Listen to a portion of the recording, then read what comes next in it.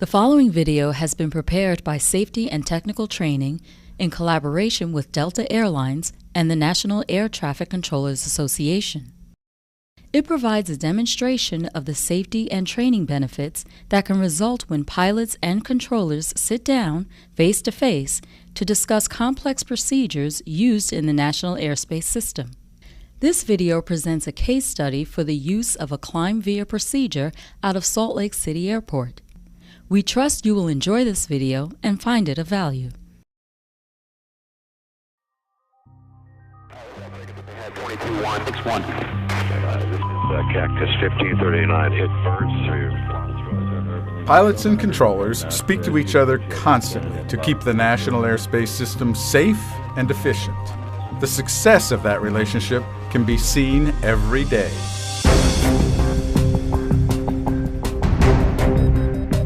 But that success, built on the expert use of proven methods, can actually hinder the adoption of new procedures that promise greater safety and efficiency. For the moment, pilot-controller communication is limited to the microphone and data link. But safety data makes it exceedingly clear that greater cooperation and collaboration between controllers and pilots will be necessary to meet modernization goals. To work out new methods, pilots and controllers need to meet and go beyond the mic.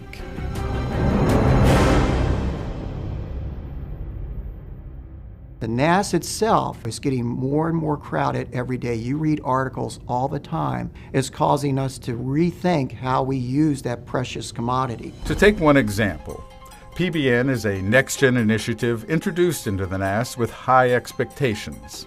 It's amazing what PBN can do to the National Airspace System in improving its operations. With climb via and descend via type of descents, we'll optimize and improve safety, and we'll find a more efficient net. PBN, or Performance-Based Navigation, enables aircraft to fly more precisely and predictably for more efficiency. For this to work, pilots and controllers use phraseology such as climb via and descend via, meaning to fly a PBN procedure as published. Climb via clearances are beneficial, but initial implementation challenges identified a need for detailed training. Climb via originally came to our attention through ATSAP reports from controllers, and then we started to see an influx of reports from pilots through the Confidential Information Share Program. Both pilots and controllers were confused as to the procedures and how it worked.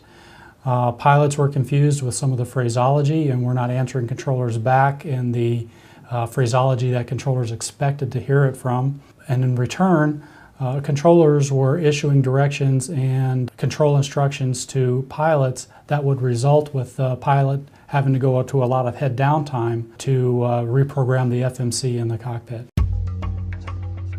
The FAA realized this problem could not be solved by controller training alone. Something new had to be done. What if pilots and controllers sat down together to discuss climb via problems? Could they fix them? Welcome to Salt Lake City International Airport.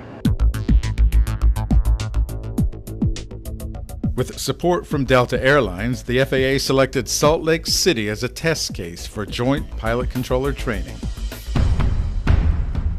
Salt Lake City International Airport is one of the top airports in the country for our on-time departures. That's because of our operations staff that work very hard to make things run, and a great partnership that we have here with the FAA to serve the 21 million passengers that fly through our airport every year. Making these operations possible takes a group of trained professionals on both sides of the mic. Joint pilot-controller training became a reality right here at Salt Lake TRACON when Delta pilot Matt Price sat down with Tower Controller George Brown, TRACON controllers Kaylin Lopez and Christopher Casey, and Center Controller Joel Brown to discuss issues surrounding climb via. Our case study procedure is called the Climb via LEATS 4 Rock Springs Transition. The LEATS departure procedure is 9 fixes in the Utah sky that string out for more than 150 miles eastbound. Primary terrain obstacles are the Ochre Mountains to the south and the Wasatch Mountains to the east, LEATS also has an altitude restriction early in the procedure due to downwind arrivals. There are also speed restrictions. Flown as published, LEATS takes as few as 4 instructions and 4 readbacks. Much less chance for confusion than before. Unfortunately, that's not how it always is. Controller and pilot safety reports identified several points where the climb veer procedure became more complicated than expected. Flight management system, initial pilot check-in, interim altitude, and climb and maintain. First, let's hear from Matt Price about what goes into preparing an aircraft to fly a climb via procedure. It's more of a role today of pilot flying and pilot monitoring. The pilot flying will primarily do all of the briefings for the flight pertaining to the flight, and the pilot monitoring will add anything they think might be beneficial that the pilot flying missed. Today, if I were flying this flight and talking about the departure, we would look at each fix individually to make sure that the database loaded the climb via LEATS 4 departure correctly, including the altitudes of below 10,000 at Zeta, the next one is at 230 and at or above 12,000, and so on all the way out. Looking at the Rock Springs transition, which our route change has us, we can even see there's a restriction here at Plogue. Moving out to that fix, once again verifying 250 at or below 230. Everything is loaded correctly. We're now happy with how the route is entered into our box. The pre-flight briefing is an important part of the procedure, which can be jeopardized by late changes. When loading the departures for climb via in the FMS, 99% of the time the database has the fixes correct. When they're runway dependent, you want to check it a little bit more. If we get a runway change, maybe we don't change it correctly. I know that's one of the number one reasons why our nav off the ground gets an error. Get a runway change, we change the data, but we forget to change the FMS. Or vice versa, change the FMS, forget to change the data. And crews needed to build the habit of verifying it. From my experience, it's been a few years since that. Crews are very good about verifying altitudes, fixes, and going over either a climb via or descend via, piece by piece, making sure it's all in the box. Now, let's look at initial pilot check-in. When done correctly, it should sound like this. Salt Lake departure, Delta 414 Heavy, leaving 5,500, climbing via LEATS 4 departure. Delta 414 Heavy, Salt Lake departure, radar contact, traffic 11, moving 12 o'clock, 3 miles northbound, citation 1000. Delta 414, roger, looking. Problems occur when the pilot leaves out information the controller needs, such as whether the pilot is using the LEATS 4 procedure. If the words climb via are not used, the controller has to verify the pilot is still using the procedure. Departure, Delta 414 Heavy, climb to flight level 230. Delta 414 Heavy, Salt Lake departure, radar contact, say altitude, leaving, verify climbing via LEATS 4 departure. Delta 414 Heavy, roger, we're at a 5,500, climbing via LEATS 4 departure. When transferring to a frequency in center airspace, pilots need to reiterate they are climbing via the procedure. Salt Lake Center, Delta 414 Heavies, climb to flight level 230. Delta 414 Heavy, Salt Lake Center, roger, verified, climbing via the LEATS 4 departure. That's affirmative, Delta 414 Heavies, climbing via LEATS 4 departure. Including the climb via phraseology is imperative during any pilot check-in when flying a PBN departure. When a pilot checks in properly, I know exactly what he's doing. But if they gave a vague answer, they're climbing out of via, and I know that they're supposed to be stopping, or if they just give an altitude that they're climbing out of, I don't know what altitude they're stopping at. And they may be a potential conflict for somebody who's in the downwind, somebody who's on a diverging heading, for instance. Safety data indicated that interim changes to a procedure, such as altitude and heading, can cause confusion about whether a return to the procedure will take place, and if so, what parts of the procedure are still in place. Delta 414 Heavy, Salt Lake clearance, cleared to the Denver airport via LEATS 4 departure, Rock Springs transition, then as filed. Climb via SID, accept maintain 10,000, maintain 230 knot, squawk 6063. The reason I used the accept, or the climb via accept, maintain 10,000 was because we did have issues with our pilots not knowing altitudes when we first started out with these departure procedures, and they were climbing through our downwind, and we had a huge amount of deviations over a very short period of time, and that brought about the accept maintain 10,000 for our facility. The change of interim altitude is during a climb via. It's going to be climb via accept maintain an altitude. But we still want you to climb via. So if you have another point prior to whenever you'd reach 15,000 on the departure, say you have a point that crosses it at 12, we expect you to cross that point at 12 because there's other traffic, or to stay within the airspace or the guidelines, and then continue your climb via and then maintain 15,000. You're stopping there. And generally you're getting a reason why, but if we don't give you a reason why, then there's definitely a reason why. When the climb via clearance is reissued, all remaining speed and altitude restrictions are in place as published. Delta 414 Heavy, traffic no factor, climb via leads for departure. Delta 414 Heavy, roger. Climb via leads for departure. Safety reporting revealed another overlooked requirement: issuing an altitude to maintain when an aircraft is taken off an RNAV procedure. When vectored off a climb via procedure, if the controller doesn't specify an altitude, especially if we have a lower altitude than the top limit, it makes us wonder about obstacle clearance, especially in mountainous terrain. It's very essential for our computers and our aircraft to know where we need to stop and if we're going to be safe. So an aircraft can be taken off of an RNAV procedure for different reasons. They could be for weather, for traffic. Those are the most likely scenarios. In the event that we do that, we do need to issue an altitude to maintain, a heading to fly, and a plan to, or expect to resume that departure further along the road. Delta 414 Heavy, flighting 280, vector for weather, climb and maintain 10,000, expect to resume the leads for departure. Delta 414 Heavy, roger. We'll turn in left to heading 280 and we'll maintain 10,000. We'll expect to resume leads departure. When doing a climb via procedure, it's new to pilots. So as simple as a climb and maintain may be, guys are a little nervous about putting that altitude in and deleting the altitudes. The other thing I'd like controllers to realize with the climb via procedures, or even descend via procedures, is that if they clear us direct past a point that had either an altitude restriction or a speed restriction, our airplane no longer has that altitude or speed restriction in there unless they request us to do something a few miles from whatever point they cleared us from. Advising the pilot of the intention to place the aircraft back on the procedure allows the aircrew time to program the flight management system. As we depart out of Salt Lake, let's say as we approach P-Pig, the air traffic controller puts us on a heading. Well, we know that we're maintaining 10,000, and we would turn the heading to whatever heading he gave us and put the aircraft in heading select. Right there, it's a heading of west at 270, maintaining 10. If the air traffic controller didn't query or issue us a new altitude, we'd query them about did they still want us to go to 10, since that's part of our initial climb via clearance. Delta 414 Heavy, turn right, direct plonge, climb via leads for departure. Delta 414 Heavy, roger. Direct plonge and then climb via the leads departure. Now, when the air traffic controller wants us to rejoin direct, one of the things, once again, just like giving them a shortcut that we ask they understand, is that if they clear us direct to Huck, you notice Zeta is below 10,000.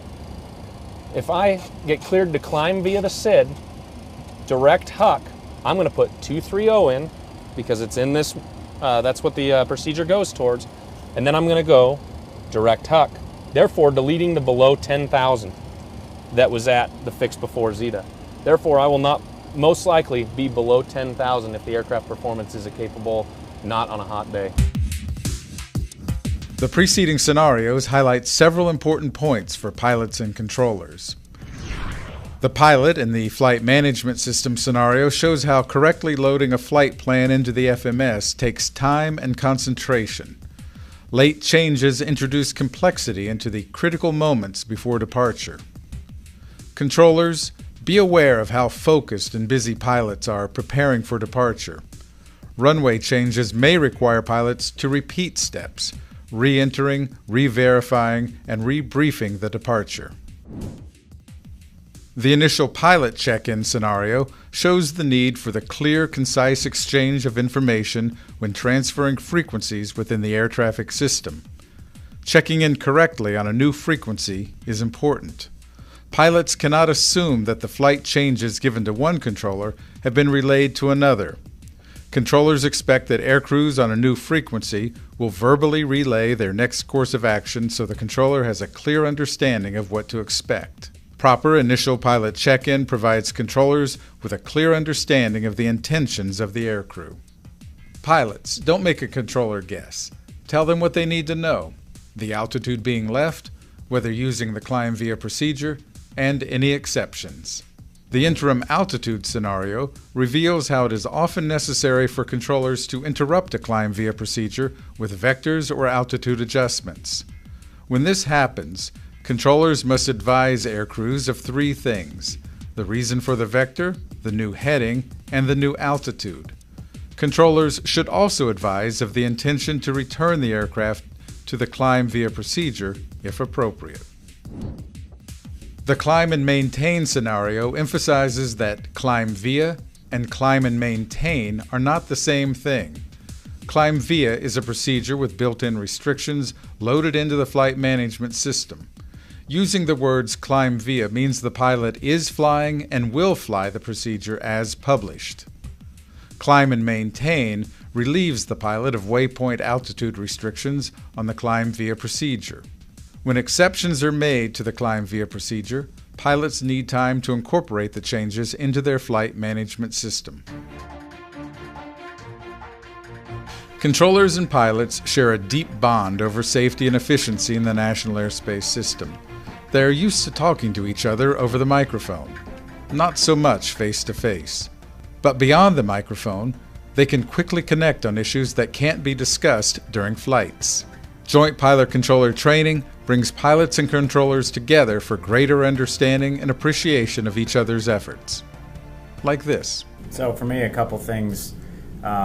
Just maybe a question for you. As you come off on this, say, Elites 4 departure, and we've told you to climb via, accept, maintain 10,000 via your clearance, and you check in properly, and we say, radar contact, and you get maybe past Zeta, and you're still stuck at 10,000 via the clearance, and we're a little bit late, and we say climb via Elites 4 departure, and we don't tell you to delete that HUC restriction. What is your standpoint on that, and how do you handle that from your seat? Well, it's only a 7-mile leg. Yeah, so 2,000 feet, 7 miles. Even on a cold winter day and a half full airplane, I will say climb via the Elites 4. It's going to be tough to get HUC at 12. Okay. And then you can make the call from there. You're going to leave me at 10, or you're going to let me do it and work with, maybe coordinating with the approach controller, since you're working departure at this point, and let them know that I might be, 11.5 or 12 or something below it. A lot of the times I'll tell you what I can do and let you continue to make your game plan as you work it. And that's what I've noticed a lot of my coworkers do too. Okay. As far as we're concerned, we should never even do that. That's not part of us doing our job correctly. So that's what we would say generally is climb via Elites 4 departure, delete the HUC restriction. And then you can continue just climbing, and the only next restriction would be plonge at that altitude. Correct. And so I just want to see what you would say, reference crossing restrictions, and us giving them maybe a little bit late. But generally, we're not doing that. Most of the time, what I would do, and all my coworkers, is we'll read back the clearance, tell you it's going to be tough. Okay. And would you like us to really try to do it, whether it's a descent or a climb? Everybody should always let you know that it's going to be tough, and I've noticed that we will do that. One of the other things that I kind of wanted to point out was you guys are always giving the climb, maintain, or climb via the Elites 4, except maintain 10,000. When we depart, our FMS is always programmed for the complete climb via. It's only that top altitude in the mode control panel that we have at 10. So if you did want to start a climb via before Zeta, it's very easy for us to do that. I would simply dial in 230 and tell the aircraft to VNAV or PROF or whatever the nomenclature of that type of aircraft is. But in that particular case, it would still stop at Zeta below 10 and then continue the climb, correct? Correct. If you gave me that clearance, if you gave me that clearance right here and you said climb via, I would dial in 230, select VNAV, PROF, whatever it is, and the aircraft would stay at 10 until we're crossing that fix, and then it would start its climb to cross HUC at or above 12. What is what's the challenge for pilots with the climb and maintain phraseology versus climb via phraseology? It's very simple. However, it's just a few words, and I will dare to say, of my opinion, that pilots are timid with it. One of the things that I think could help, like I said in the transition, I know you guys are always busy. I've sat position, especially when weather comes through, and I'm at awe how you guys work. But I will say, when you guys can remind guys, hey, are you climbing via or climb? And I don't know if the .65 allows this, but 9 out of the 10 guys that are nervous about the climb and maintain 230, and then you watch us, stay level at 10 until Zeta, and then we start climbing out. I know you guys see that all the time. If you said climb unrestricted and maintain 230, I don't know if the .65 allows it. Well, guys get used to the nomenclature in this climb via. 9 out of 10 people you would see the aircraft start climbing before Zeta, and instead of us sitting there. The 7110.65 doesn't have the unrestricted in there, and that's the issue that we're having with different airports are telling you climb unrestricted, and then here we're just saying climb and maintain. So we get the question back, is that an unrestricted climb? We're trying to get that zoned in to be more accurate between everyone else. Yeah, and that's one of our challenges. Different airports operate different ways. Certain places control your speeds. Atlanta, you go into Washington Dulles, they expect you to control your speeds. So it's learning where you go and things like that. And when it's your first time into an airport, you kind of have a guessing game of what they're exactly looking. Can I back up a little bit? Reference the crossing restriction again. If we were to give you a crossing restriction that was late, in this case, we told you too late to climb via and you couldn't meet the 12 at Huck. If we relieve you of that speed restriction, does that then help you quite a bit in order to meet that, or does that? Speeds in a climb via, the only thing that I would do is maybe have the if I was at 230 here, I would maybe tell the aircraft 210, give myself a little bit more pitch to try to make it. But a lot of the time where speed relief helps is more in the descend via area. If you've got us back at 250 and I tell you an altitude's going to be tight, if you say, okay, relieve the speed back to 250 as soon as you can, and I can put the aircraft up to 290 real quick, I'm going to be able to make that crossing restriction for you. And those are kind of the way. In a climb via, it's nowhere near. The other thing I want to caution against that is the heavy aircraft. 230, if I slow back to 210, it's probably a speed where I need to start putting out flaps. So I'm not even going to utilize that option if you did give me speed relief in a climb. It's our most heavy time of the aircraft, obviously, or when we depart, most fuel, especially the international birds. Your Paris and Amsterdam out of here. A lot of the time you'll notice they'll ask for the 230 relief right away because they can't even pull the flaps up till they're faster than that. So they're trying to get that aircraft clean, and it allows them to actually climb better. So the speed relief more helps in the descend via than the climb via. Okay. Pilots and controllers each play a role in the success of new procedures. Joint pilot controller training combines those roles into a powerful team to improve the National Airspace System. Two main points came out for me that I would like to emphasize for the controllers and the pilots. For the pilots, the initial check-in, we need that to be proper. We need the altitude you're leaving and that you're climbing via the procedure. Those two words, climb via, convey a lot of information to us. It tells us that you understand the procedure, that you're following the procedure to the end, to the altitude that you need to go to, whether it's a top altitude or an interim altitude. It also tells me that you're going to comply with all the restrictions on the way out the procedure, whether it's 2 or 10. If we don't get that information, then we have a problem because now I have to ask you a question and we have to have a conversation. And with each transmission, there's a chance that we can at least triple the amount of errors. First, I have to give the instruction. You have to read it back correctly. You have to execute it, and then I have to monitor that it's done correctly. This is exactly the thing that we're trying to prevent by using these types of procedures to cut out all the extra communication. So it's real important for us for you to check in properly. The main point for the controllers to understand is that we need to relay the proper information to the pilots. When we take them off a procedure, there's 3 things we need to give them.